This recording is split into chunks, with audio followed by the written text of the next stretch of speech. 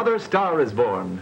Mary Martin, co-starring with Jack Benny and Fred Allen in Paramount Pictures' Love Thy Neighbor, is at LaGuardia Airport, New York City, to bid bon voyage to the new Latin discovery Esther Fernandez, who is flying west for a screen test. TWA announces the departure of the Super Sky Chief Stratoliner for Chicago, Kansas City, Albuquerque, and Los Angeles. Gate number 3. All aboard, please. In a few short years, the travel habits of millions of women have changed to this comfortable and smooth mode of transportation, just as their modes of dress have shifted from the uncomfortable bustle and hobbled skirts of yesterday. Day and night, these mighty ships of commerce ply the air lanes from Atlantic to Pacific, spanning the nation in 15 hours. Up, high up into the substratosphere rises the 45-ton TWA Stratoliner.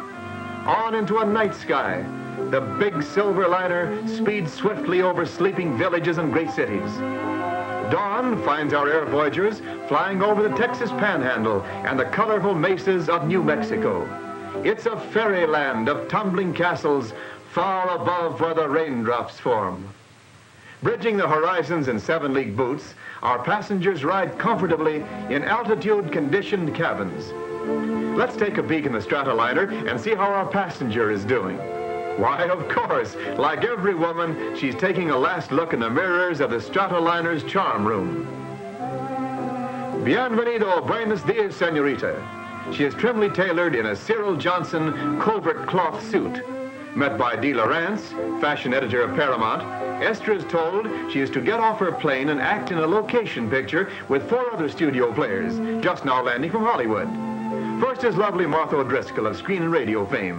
Margaret Hayes from the New York stage in Hollywood is next, while pretty Virginia Dale follows and waves to movie fans gathered at the airport.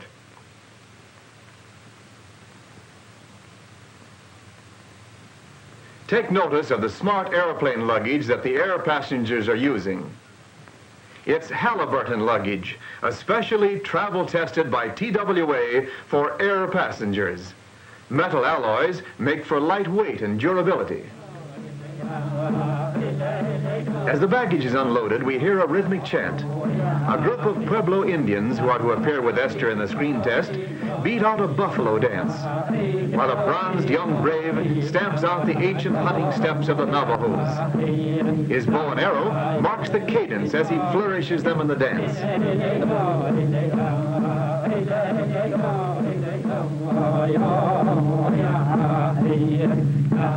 Quiet, action, camera. You are now seeing the color screen test of Esther made through the lens of the studio camera. Esther, changed into ceremonial garb, now makes her first bid for fame in Hollywood. Good luck, Esther.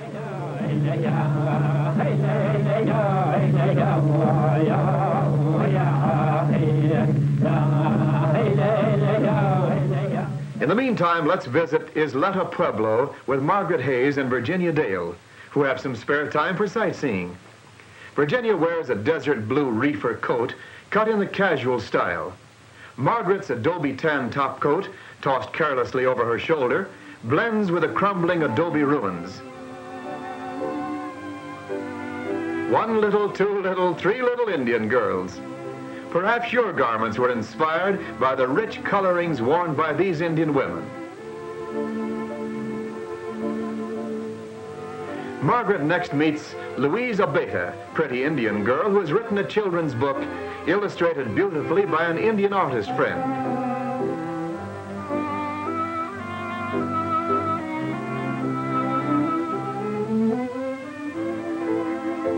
The girls next visit the mission of San Antonio de Isleta, built in 1621, just 1 year after the Mayflower landed on our eastern shores. Here in the faith brought them by Coronado in 1620, the Pueblo Indians reverently worship the God of the white man.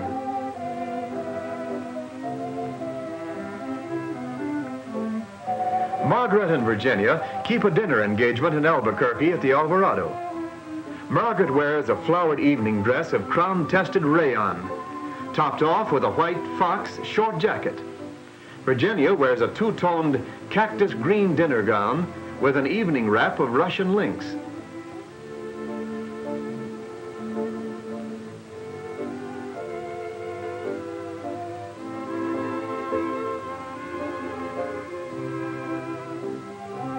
Two other charmingly dressed girls wait in the lobby.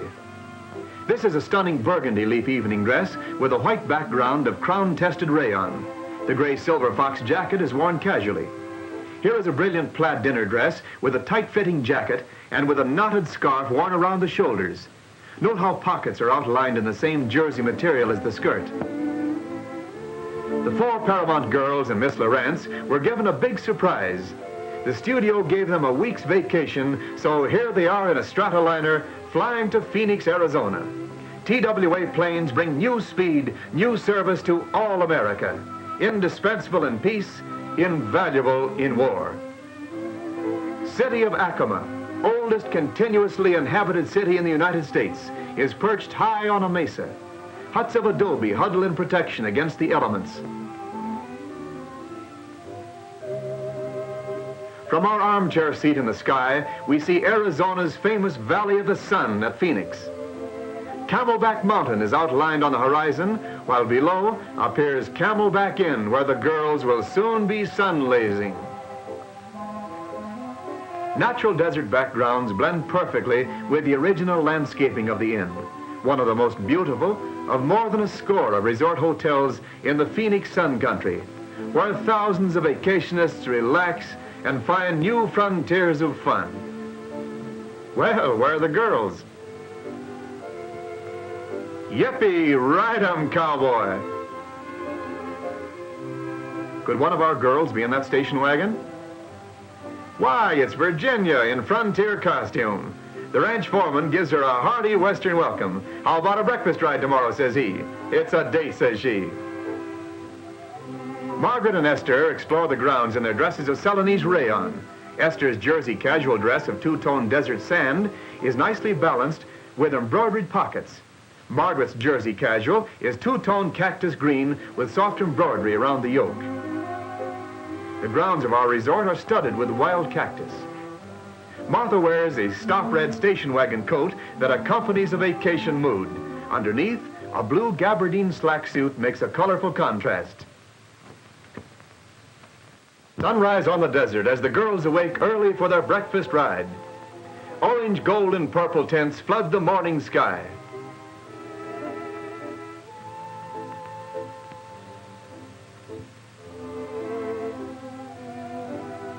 In frontier pants, Western high-heeled boots, and 10-gallon Stetson hats, the breakfast party keeps an appointment with Romy, ranch foreman, who has the horses saddled and raring to go.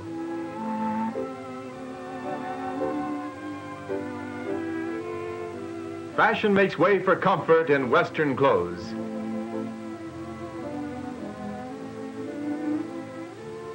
A brisk ride across the desert and a fire is quickly built.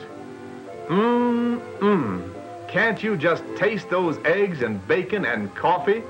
Just the dish for a Western appetite. Grub's ready, folks. Come and get it.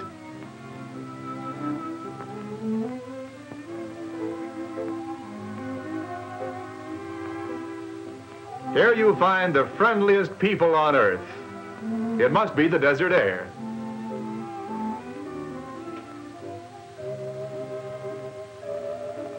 Sunlasing at the pool follows the breakfast ride. Martha lounges in the patriotic colors of red, white, and blue. Her crisscross bodice tops a full skirt with a shirred matlatex waistband.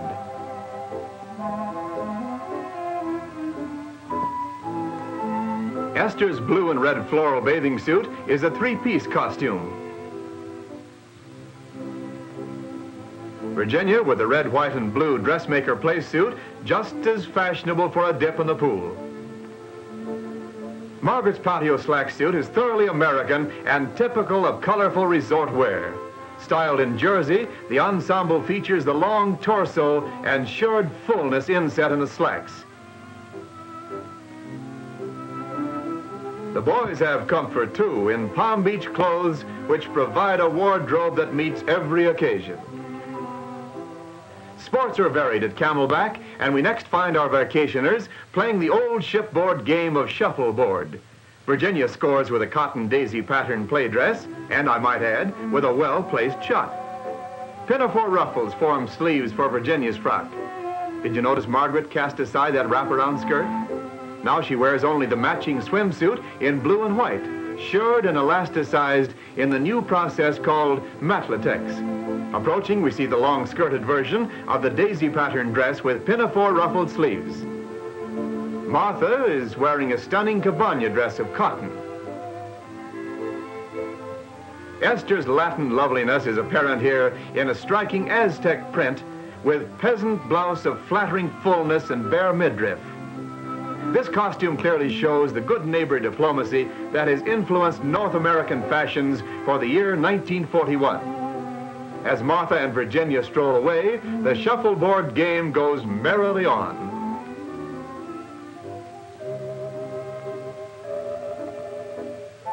During the cocktail hour, Margaret appears in a sophisticated sheer night blue dress with white yoke embroidered with beaded daisies and edged with perky white piqué. Appropriate for the cocktail hour is the double-breasted Palm Beach jacket and gray-blue trousers. A pretty lawn setting is just the place for this white rayon gabardine slack suit with a very new silhouette of flared tunic-length jacket and matlatex girdle. Topping the costume is an attractive turban of white coin dots on a lime background. Striped sandals complete the ensemble. Notice the Palm Beach suit in new tallow and white. Thinking of a game of tennis, Margaret? Virginia joins the group looking for a tennis partner. She's smartly attired in a two-piece white gabardine playsuit with detachable skirt and matching shoes. When the skirt is removed, Virginia and Margaret discover their shirred elastic waistbands of matlatex are identical and exceptionally comfortable for attractive sportswear. Tennis game over, Virginia changes into a sun outfit of bloused white cotton briefer with bare midriff, striped hand-woven cotton skirt, and full panel inset. This charming cabana dress has a Tahitian print design. Her briefer has a double tie in front and the midriff is bare. Margaret sees the long twilight shadows of Camelback Mountain creeping across the desert floor to the emerald pool below. She suggests a dip, so here we are. And we have two girls sharing a four-piece jersey Tahitian floral costume. One has the swimming combination of brief bra and sarong draped skirt. A sunburst suit of matlatex, elastic and snug, clings to the figure and makes for a slenderizing effect. Ideal for a shopping trip is this attractive bolero costume of cartwheel print and Miami crepe, with blouse and lapel facings in monotone shade. Stepping briskly down the walk comes Virginia in a print dress of toast and precious blue with a hip-length woolen jacket of matching toast. Pleated collars and cuffs are a completing trim. Age-old saguaro cactus surrounds the open-air cocktail lounge. Here we have a patriotic dress complete with chevrons, evidencing the military influence in 1941 fashions. This cocktail dress features a newly draped separate skirt and a matching bolero jacket. Again, the military dress, but this time with a street-length skirt. It's set off with a self-material red belt.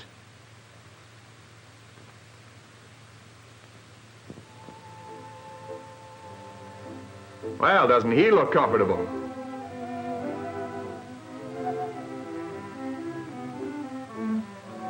Again, our designers have gone south of the border in obtaining the motif for a cotton embroidered dress copied from the Polero native costume of Panama.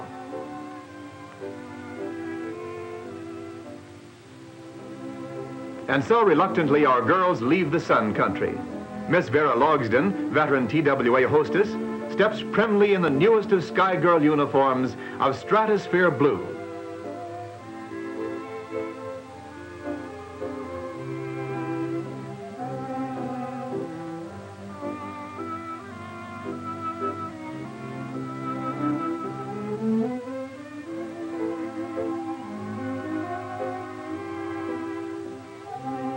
Now off to the most scenic flight in all the world, the air trip over the Grand Canyon of the Arizona, Lake Mead, and Boulder Dam.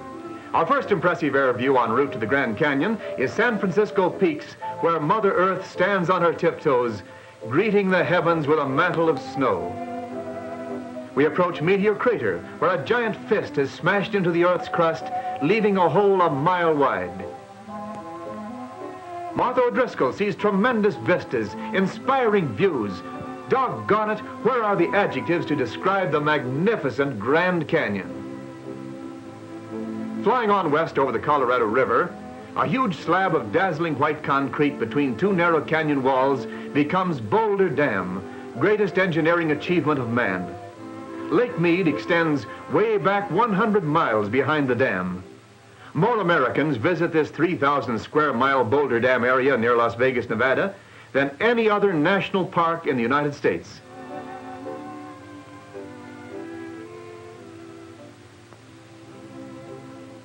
Winding highways curl and twist their way on the canyon sides.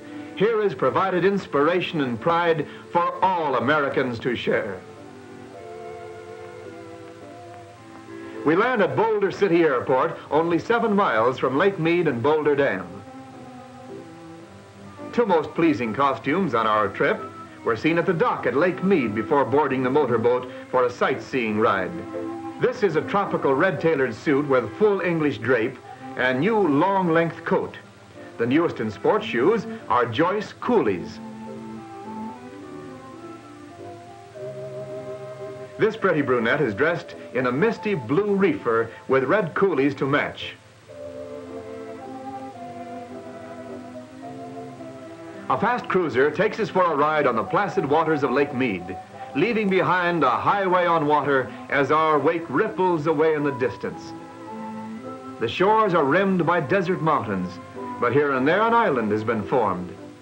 Cathedral Rock is a chalk cliff that stands alone in isolated beauty. So we take off from Boulder City, heading towards Los Angeles on the last stage of our grand air trip and vacation. The girls are reminded that horizons in the air, like fashion horizons, are reached only to reappear again and again. As Tennyson said nearly a century ago, "For we dipped into the future, far as human eye can see, saw the vision of the world and all the wonder that would be. Saw the heavens filled with commerce, argosies of magic sails, pilots of the purple twilight, dropping down with costly bales."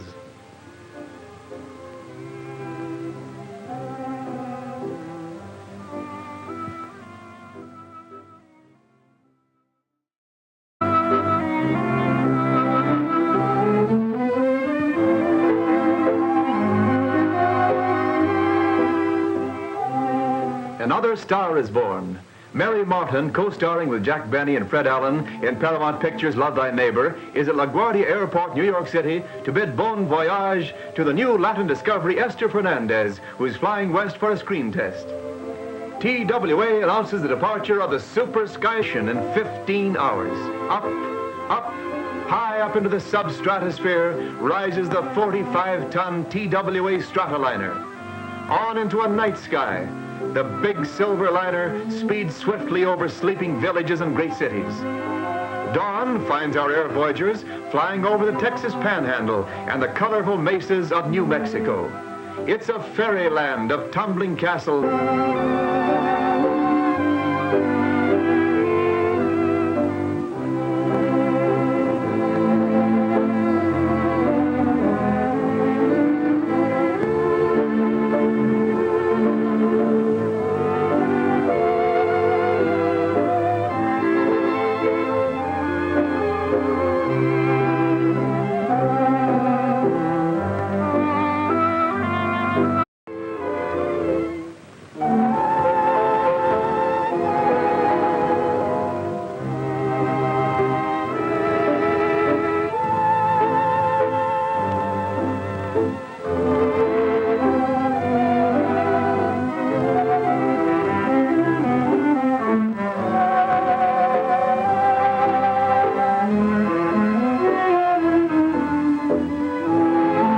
Chief Stratoliner for Chicago, Kansas City, Albuquerque, and Los Angeles. Gate number 3. All aboard, please. In a few short years, the travel habits of millions of women have changed to this comfortable and smooth mode of transportation, just as their modes of dress have shifted from the uncomfortable bustle and hobble skirts of yesterday. Day and night, these mighty ships of commerce ply the air lanes from Atlantic to Pacific, spanning the nation.